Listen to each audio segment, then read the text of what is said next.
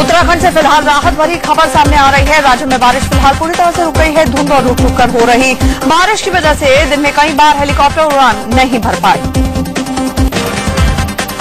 खराब मौसम के बीच सेना ने 5 महिलाओं को सुरक्षित निकाल लिया है। ये महिलाएं पिछले एक हफ्ते से उत्तरकाशी में फंसी हुई थी।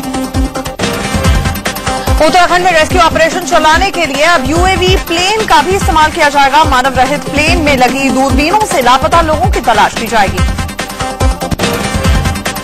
उत्तराखंड में अब भी 22,000 लोग फंसे हुए हैं। गंगोत्री और यमुनोत्री धाम में फंसे लोगों को निकालने के लिए सेना अभियान चला रही है। कुछ लोग भूखे प्यासे होने के बावजूद जंगलों के रास्ते नीचे उतर रहे हैं। पिथौरागढ़ में भी हेलीकॉप्टर की मदद से रेस्क्यू ऑपरेशन चलाया जा रहा है। सेना के जवान पहाड़ों के बीच फंसे लोगों को निकालने की कवायद में जुटे हुए हैं। श्रद्धालुओं को घर तक सुरक्षित पहुंचाने के लिए उत्तराखंड के परिवहन विभाग ने खास तैयारी की है। परिवहन विभाग ने अपनी 200 बसों को रेस्क्यू ऑपरेशन के लिए तैनात किया है। केदारधाम की यात्रा पर गए पूर्वी दिल्ली के एक परिवार के 11 सदस्य अब भी लापता है। 15 जून के बाद से ही इनसे संपर्क नहीं हो पा रहा है। आखिरी बार इनके केदारधाम में होने की जानकारी मिली थी। उत्तराखंड में महाराष्ट्र के एक विधायक के परिजन भी लापता हैं। विधायक सुरेश जेथलिया ने सीएम विजय बहुगुणा से मदद की गुहार लगाई। यूपी के चंदौली से 40 लोगों को एक ग्रुप केदारनाथ की यात्रा पर निकला था। 40 में से 20 लोग सुरक्षित घर वापस लौट आए हैं। बाकी लोग अब भी आपदा के बीच फंसे हुए हैं। हरियाणा के मुख्यमंत्री भूपेंद्र सिंह हुड्डा ने उत्तराखंड के सीएम विजय बहुगुणा से मुलाकात करके हर संभव मदद का भरोसा दिलाया। हुड्डा सरकार ने पीड़ितों की मदद के लिए देहरादून और चंडीगढ़ में कंट्रोल रूम बनाए।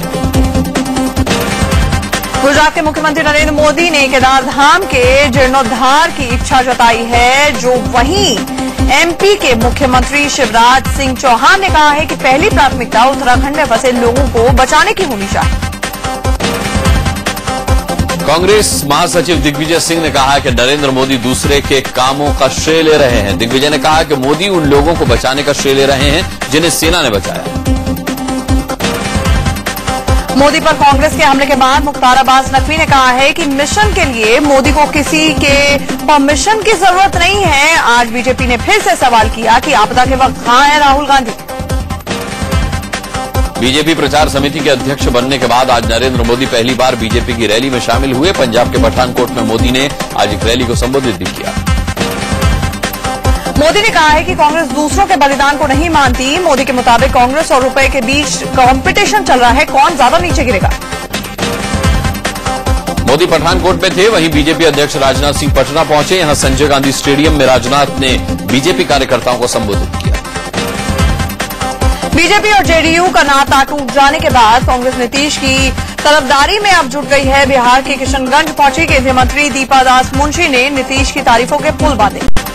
बीजेपी और जेडीयू का नाता टूट जाने के बाद कांग्रेस नीतीश की तरफदारी में अब जुट गई है। बिहार के किशनगंज पहुंची केंद्रीय मंत्री दीपा दास मुंशी ने नीतीश की तारीफों के पुल बांधे। हिमाचल प्रदेश में मंडी लोकसभा उपचुनाव के लिए आज वोटिंग हो रही है। यहां कांग्रेस उम्मीदवार प्रतिभा सिंह और बीजेपी उम्मीदवार जयराम ठाकुर के बीच सीधा मुकाबला है। दिल्ली के जीबी रोड के एक कोठे से बंगाल की एक महिला को मुक्त कराया गया। 25 साल की इस महिला को उसका दोस्त शादी का झांसा देकर दिल्ली लाया था। अलीगढ़ के गभाना इलाके में एक ट्रेलर में आग लगने से हड़कंप मच गया। इस ट्रॉलर पर 6 ट्रैक्टर लदे हुए थे। ट्रक के 7 ट्रैक्टर भी धुधु कर जलने लगे। राजस्थान के बीकानेर में एक बाइक शोरूम में आग लग गई। आग शॉर्ट सर्किट की वजह से लगी। अमेरिका के ओहायो में एयर शो के दौरान एक विमान हादसे का शिकार हो गया। देखते ही देखते पूरा विमान जलकर खाक हो गया। हादसे में पायलट की भी मौत हो गई। ऑस्ट्रेलिया के मेलबर्न के एक रेस्टोरेंट में अचानक एक कार घुस आई। रेस्टोरेंट में एक परिवार खाने के लिए बैठा हुआ था, तभी कार रेस्टोरेंट को तोड़ते हुए पूरे परिवार को उड़ा ले गई। ब्राजील में लोगों ने एक अलग ही अंदाज में सरकार का विरोध किया। रियो डी जेनेरियो शहर के बीच सैकड़ों लोग जुटे और एक फुटबॉल रेत